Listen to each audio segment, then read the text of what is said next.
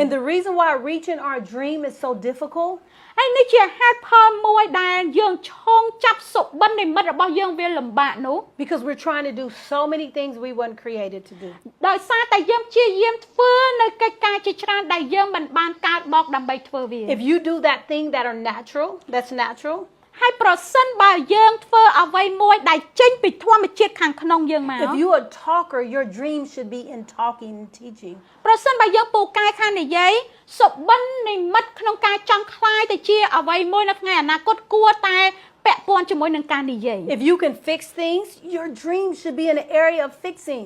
ហើយអ្នកដែលពូកែខាងផ្នែកជួសជុលអ្វីមួយសុបិនរបស់ពូកែនៅថ្ងៃអនាគតគួរតែជាអ្នកជួសជុលឬក៏ធ្វើក្នុងផ្នែកណាមួយដែលតាក់ទងជាមួយនឹងការជួសជុល If you're a problem solver, your dream should be in the area of solving problems. ហើយប្រសិនបើយើងពូកែខាងក្នុងផ្នែកដែលនាំនៅការផ្សះផ្សាទំនាក់ទំនងឬក៏ចំនួនអ្វីមួយ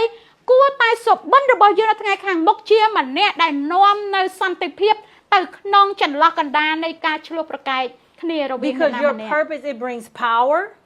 គោលបំណងរបស់យើងនឹងនាំឲ្យយើងមាននៅអំណាច Because you have the power to be what you were created to be. នៅពេលដែលយើងរស់នៅជាមួយនឹងគោលបំណងដែលយើងកើតមកហើយយើងធ្វើទៅតាមគោលបំណងដែលយើងមាននោះនឹងជួយយើងឲ្យមានអំណាចនៅក្នុងការដែលរស់ជាមនុស្សដែលយើងត្រូវរស់ធ្វើជា It brings prosperity. នាំមកឲ្យយើងនៅភាពចម្រុងចម្រើន Because now people are coming to you for what you have. ពីព្រោះមនុស្សដទៃទៀតនឹងមករកយើងក៏ព្រោះតែតាមរយៈអ្វីដែលយើងមាន It brings popularity.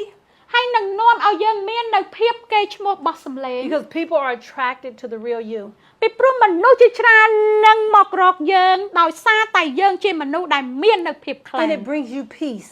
ហើយនឹងនាំឲ្យយើងមាននៅសន្តិភាព Because you're not struggling to be something you were not created to do. ពីព្រោះយើងអត់ព្យាយាមបន្ទាញបន្ទងធ្វើនៅអ្វីដែលមិនមែនជាយើងធ្វើវាដោយសន្តិភាព You know where I make a lot of money? បងប្អូនដឹងថាហេតុអ្វីបានជាខ្ញុំអាចរកលុយបានច្រើនទេ In talking, because I talk. ដោយសារតែខ្ញុំនិយាយ